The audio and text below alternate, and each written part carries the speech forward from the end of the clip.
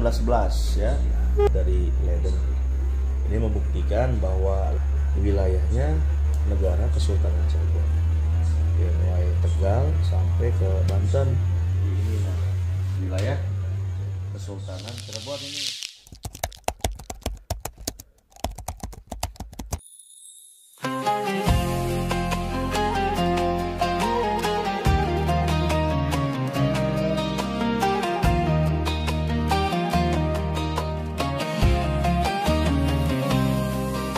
Di tanah pusaka penuh sejarah,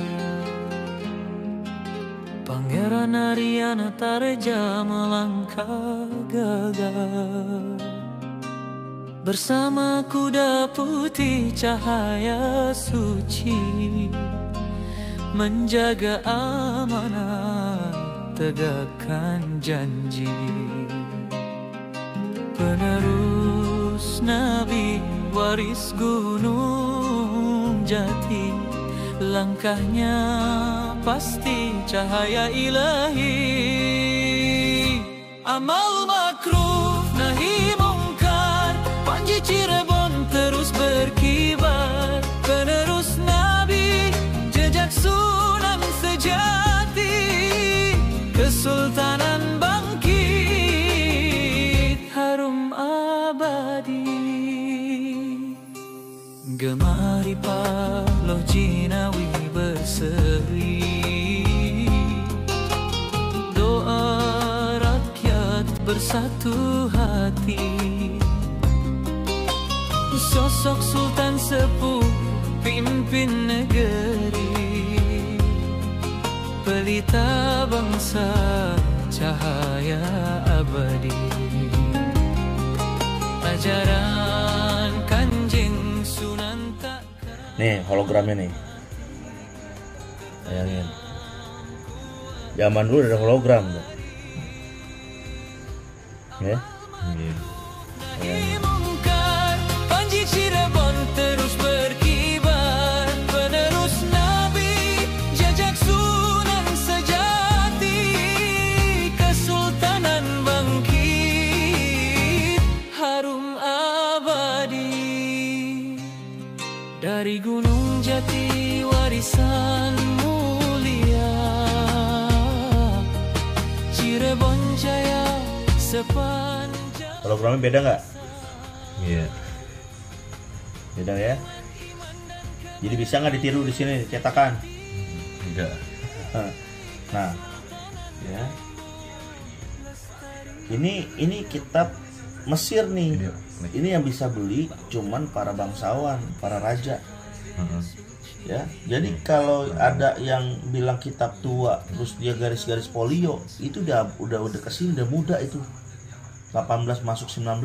Tapi kalau ini ada hologramnya, ini cuma punya kitab Mesir, punya raja yang beli, yang bisa. Ya. Ini rancang bangunnya, sertifikat keraton ini Gunung Sembung nih. Makam. Ini kitabnya makam ini. Jadi makam itu ada sertifikatnya. Ini sertifikatnya. Nih arsitekturnya nih. Kalau orang dulu tuh begini. Jadi bilang sih belum ada girik, belum ada letter C dasarnya. Zaman dulu ya, Mak? Zaman dulu. Kalau Ya. itu mati kipir gitu. Ini istananya Kanjeng Sunan terakhir nih. Wilayah Kesultanan Cirebon ini peta 1811 ya. Jadi peta 1811 yang kita dapat dari Leiden. Ini membuktikan bahwa Landform atau card wilayahnya negara Kesultanan Cirebon. Ya, mulai Tegal sampai ke Banten. Ini yang 1857 nih. Tadi 1811 ya. 1857. 1857. Ya. Yang tadi? Tadi 1811. Jadi ini oleh Belanda, peta wilayah kita diperkecil. Sama Belanda. Belanda diperkecil jadi Keresidenan Cirebon, Card van der Resident Cirebon. Ini Landform namanya di UPA 60. Ini diakui sebagai alas dasar tanah wilayah Kesultanan dan Kerajaan pada waktu itu. Ini wilayah kita. Jadi diakui yang sebenarnya yang tadi itu. Iya, jadi diakui oleh dunia internasional wilayah kita ini. Nah ini kita dapat peta ini karena kita bisa menunjukkan keabsahan kita sebagai seorang sultan, dan mereka hanya menanyakan apakah status sultan kita ini sudah diverifikasi oleh negara. Nah, setelah kita membuktikan semua dokumen kita secara sah, maka mereka mengizinkan dan memberikan peta ini kepada kita semua, karena dianggap mereka bahwa kita adalah yang berhak sultan yang berhak memiliki. mengenai wilayah ulayatnya, kerajaannya dulu, Kesultanan Cirebon ini. Gitu. Jadi Belanda nggak sembarangan juga mereka untuk bisa memberikan peta wilayah di mana dulu mereka mau kuasai. Inilah sehingga dengan teknologi mereka bisa memfloating peta negara kita dulu ya, wilayah Kesultanan Cirebon.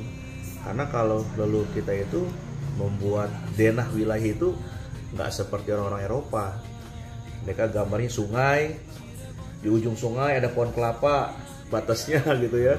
Batu. Di sebelah barat ada batu, ada sungai kecil, patokannya begitu biasanya. Sebelah timur misalnya ada gunung gitu, cuman hanya patokannya cuma digambar gunung, bentuk sungai, hanya begitu.